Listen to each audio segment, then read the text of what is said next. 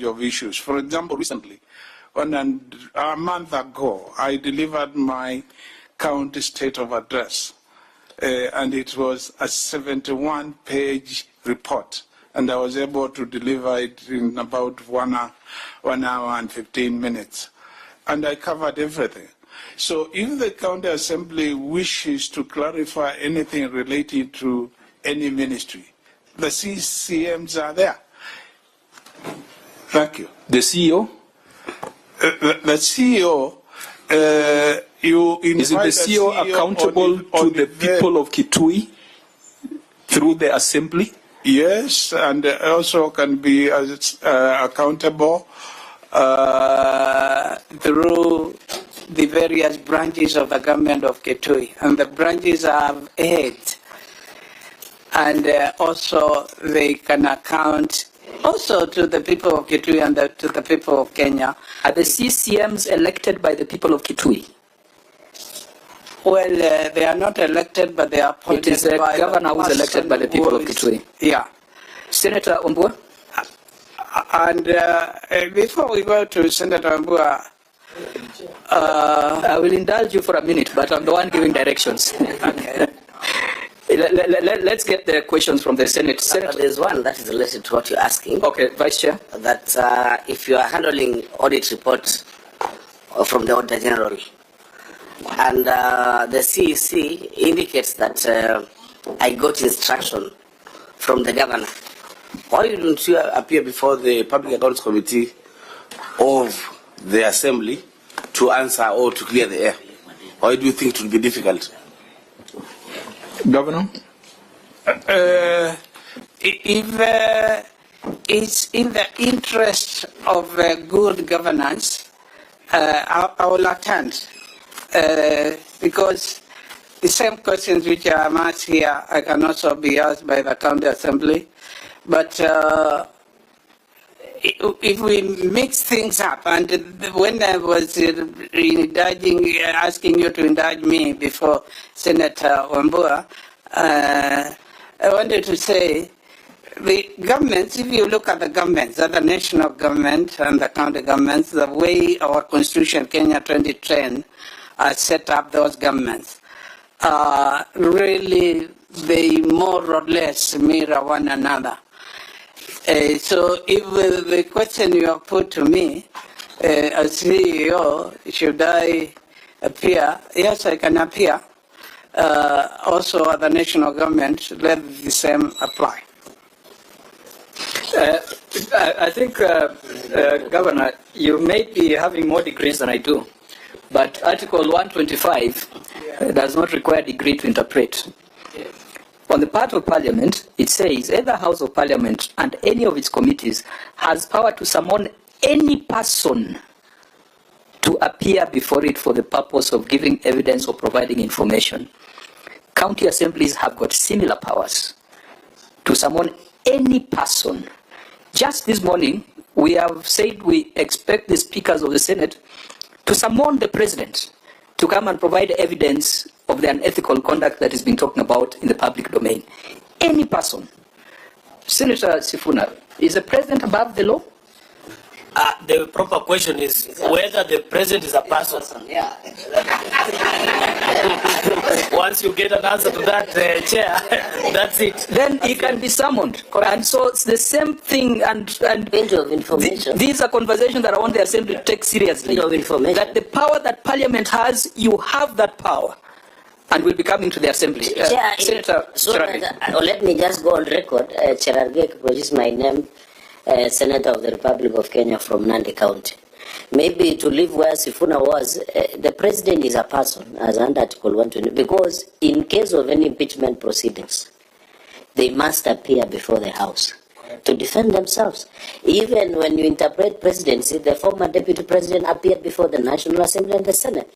So no one is exempted from the law to appear before the houses of both houses of National Assembly and the Senate, or even before the committees, because Article 123, Article 125 of the Constitution as provided. So the question should be, is a person already?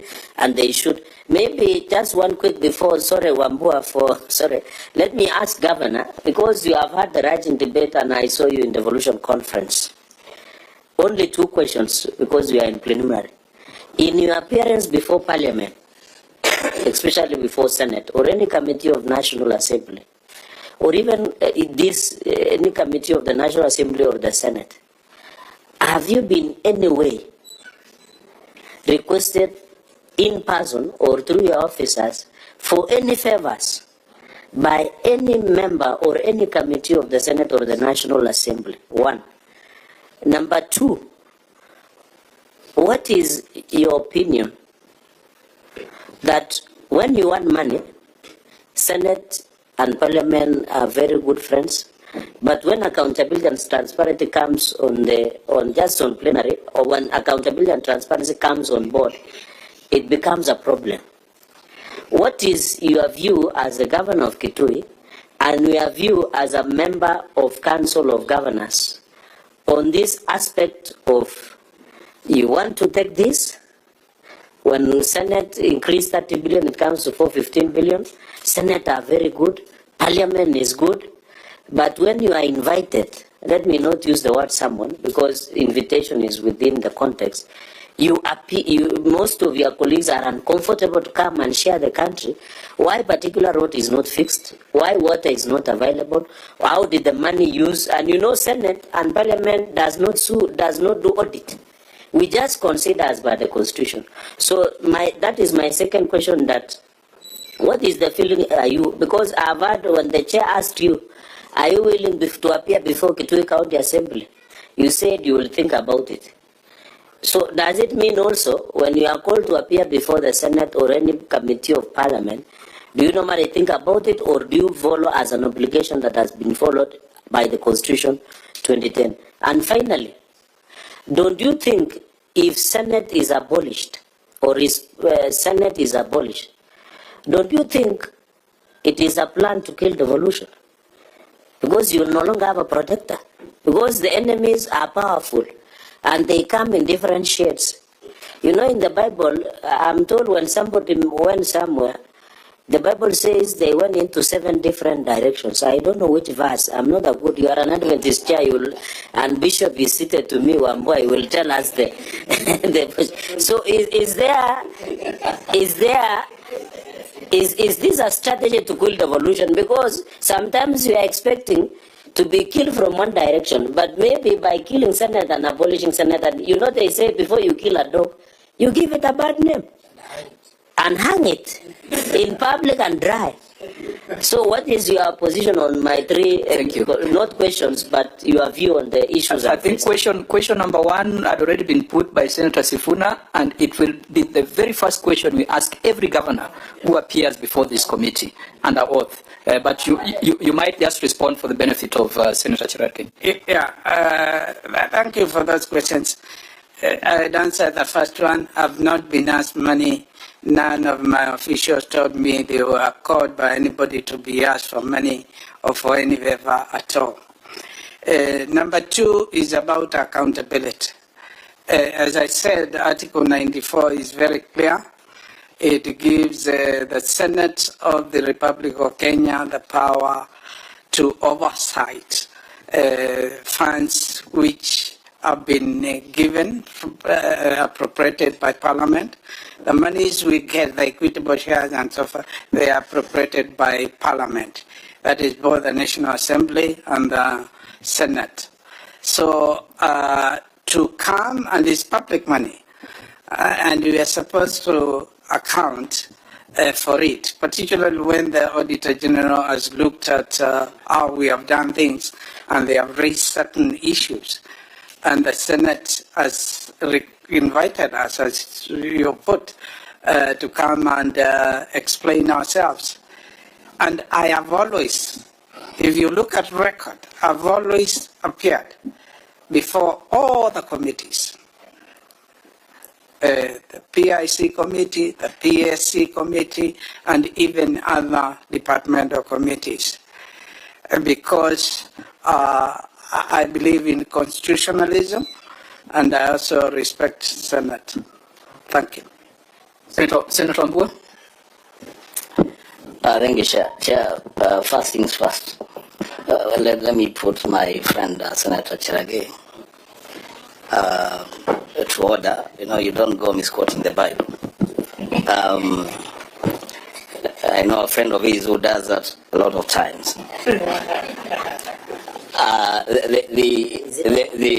Is a person. Is a person, yes.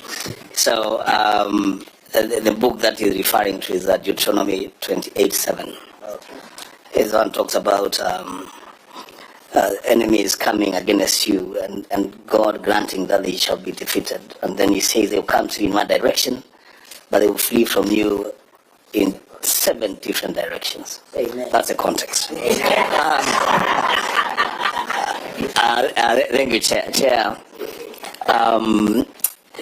I must take a slightly different trajectory. First, to thank the governor of Kitui for making that decision. Because, I mean, he has to make a decision anyway, to come or not to come, for making the decision to appear. And especially at such a time as this, when there is a lot of information out there of people rewriting the Constitution in a sitting, just a single sitting, write the Constitution and give orders. I would thank him for choosing to come. To his credit, he has tried to appear before every committee of the Senate, a demonstration that he has respect for the institution of Parliament and for the Senate. Chair, the only thing that I want to hear my governor pronounce himself on is on the worth, what he thinks is the worth of the Senate of the Republic of Kenya, and especially in relation to allocation of revenues to counties and county governments. I say this here because these members here have gone through a lot of pain to push the national executive, first to kill the notion that the national executive can allocate any money to counties. You know that's a notion that all of us must do whatever we must do to kill. That the national executive is just allocated money in the same manner that we allocate money to counties. So the national government should never pretend to anyone that they have the power of the past. They don't. They have no money to give. The money that they have is given to them by Parliament. So here we are, Governor. We try as much as we can to push the past to counties, to county governments. But on the question of accountability, we have a big problem, a seriously big problem. From a section of governors, I want to believe that you are not part of that team, because those people, those persons that are doing that are actually the real enemies of devolution. That when questions of accountability are raised to governors, they seek every available excuse not to appear before the Senate, and when they are forced to appear, then they choose to besmirch the Senate in public. Governor, I want to hear you pronounce yourself on the utterances that have been made on the national stage by our own leaders, that Parliament, and Chair, I am very pained, that people would sit, leaders would sit in a meeting addressed by the President. They are called extortionists, and they clap to the President.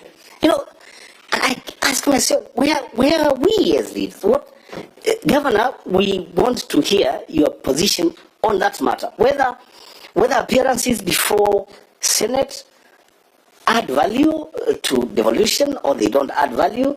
In that case, then the President has a duty of care to this country to begin a process of amendment of the Constitution to either abolish the Senate or Parliament and rule in a way that he thinks this country should be ruled. I thank you, Chair. Governor, I think it's a fair question. You're ahead of government, so you have views on this matter. Yeah, Chair, my position is very clear that the people of Kenya, when they passed a constitution which was promulgated in 2010, created two houses of parliament, the National Assembly and the Senate. And the Senate is the protector, is seen as the house which serves the role of protecting devolution and county governments. And in it, carrying out their work, they must seek accountability of the monies which have been allocated to county governments. And they do that through inviting governors to come and discuss issues which have been flagged by the Auditor General. And the Auditor General, they do that, they are also doing their duty as provided in law and also the Constitution. And then they are supposed to give their reports to Parliament. And in this case, when it relates to county governments, to Senate. And then the Senate invites us. Article 94, as I said, is very clear. And I personally believe there is a lot of value which comes out of the discussions which are held with the Senate. Of course, out there sometimes the word grilled is used. Like today, we may see a story saying the governor was grilled on ABCD. But I usually look at the whole thing as an opportunity for us to explain ourselves, opportunity to be advised on how to do things going forward. And we have benefited a lot. And we can't just be happy with the Senate when they fight for more money for us and when they are on our corner in a whole variety of issues. And the views which were captured during the devolution conference, we were all there, our Kenyans had them because it was live. Then also written in the newspapers yesterday during the PG between Kenya Kwanza and ODM. We all heard what was there. If you look at all the three papers, the Standard Nation and what do you call it, the Star, even the People and so forth, they are there. That's the opinion of those who express that. And I don't think there's any governor who expressed that in that particular forum. And as I said, I've never sat in a Council of Governors meeting where somebody has raised issues or impugned the image of the Senate. Because if that happened, some of us will, because we've been in that space for quite some time now, be able to indicate to them, let's not go that direction. If we don't have Senate, as Senator Chirangai indicated, we may not have county governments in another 5 years or so. The only thing, and allow me to say this, which I'm usually asked and which also the Auditor General flagged, and I don't quite agree with it, is when you say county governments should not contribute something in the kitty of the Council of Governors, and we should be held personally responsible, even recommending us to EACC. If we... Governor, that's a substantive audit question here, so we'll deal with it when it gets there.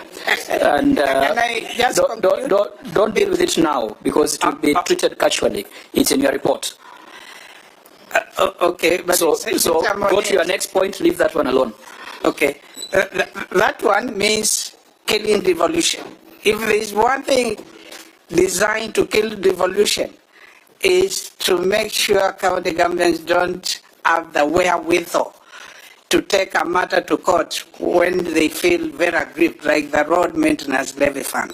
Thank you. Okay, COG does not appear in this constitution. The Senate does. Chair, that discussion with governor has pricked my mind. Maybe we need a constitutional adjustment.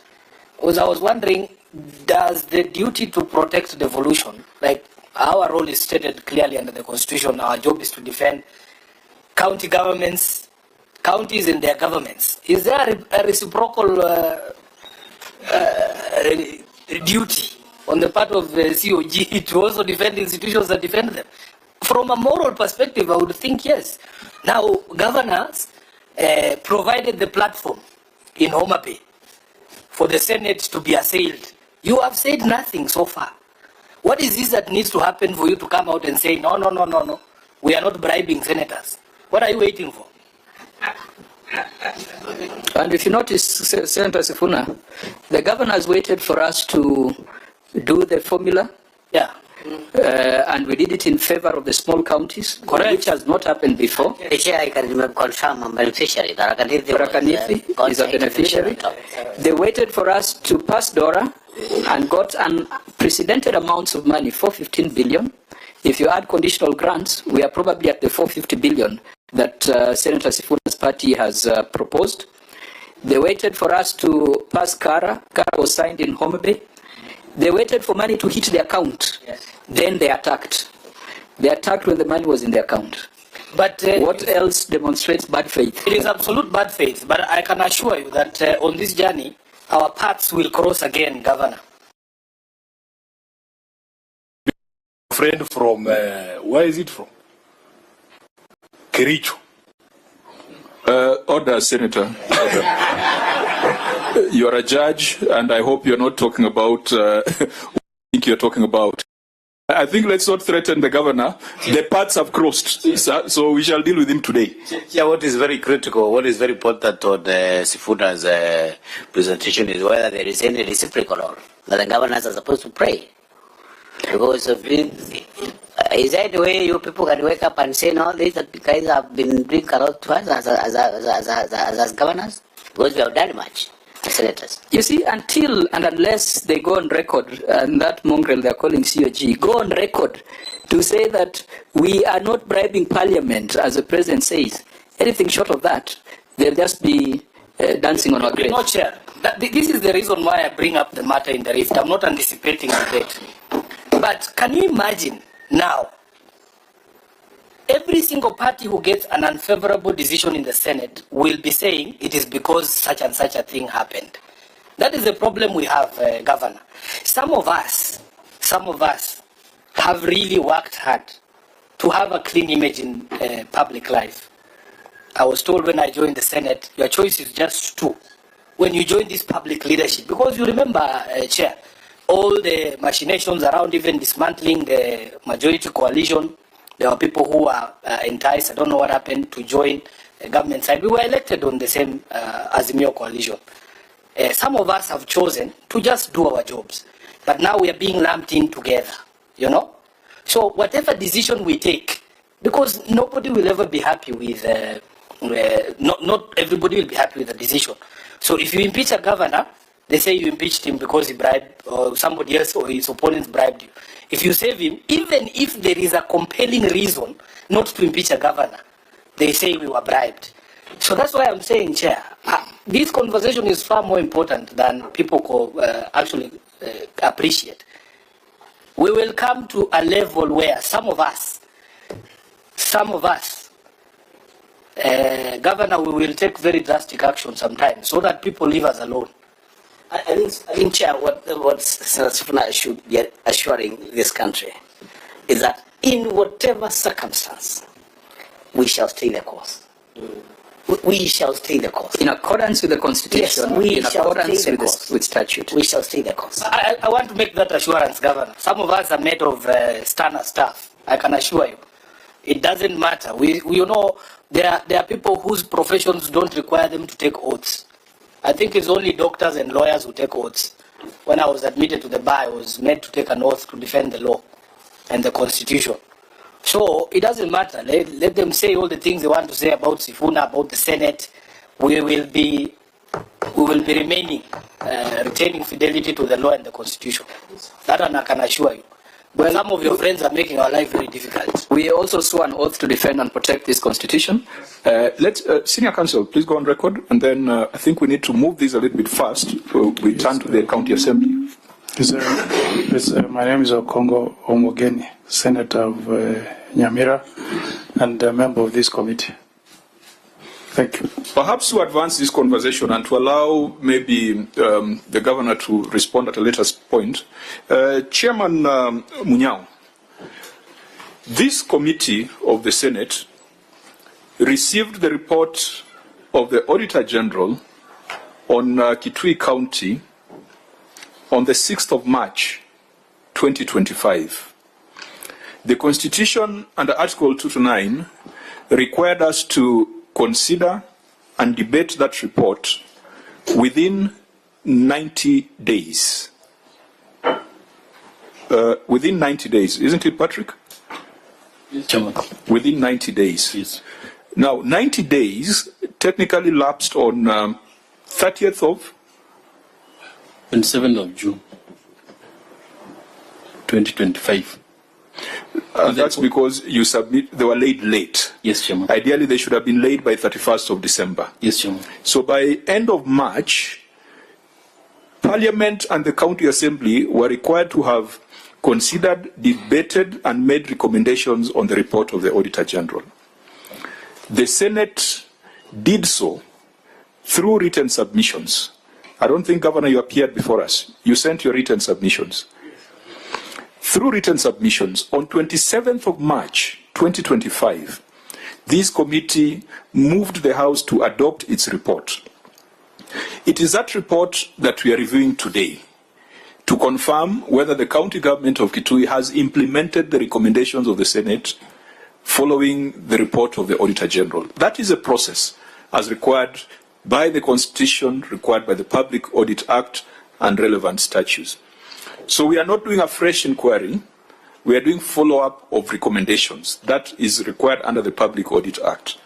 Could you, Honorable Chair, tell us the process you took also when you received this report? Thank you, Chairman.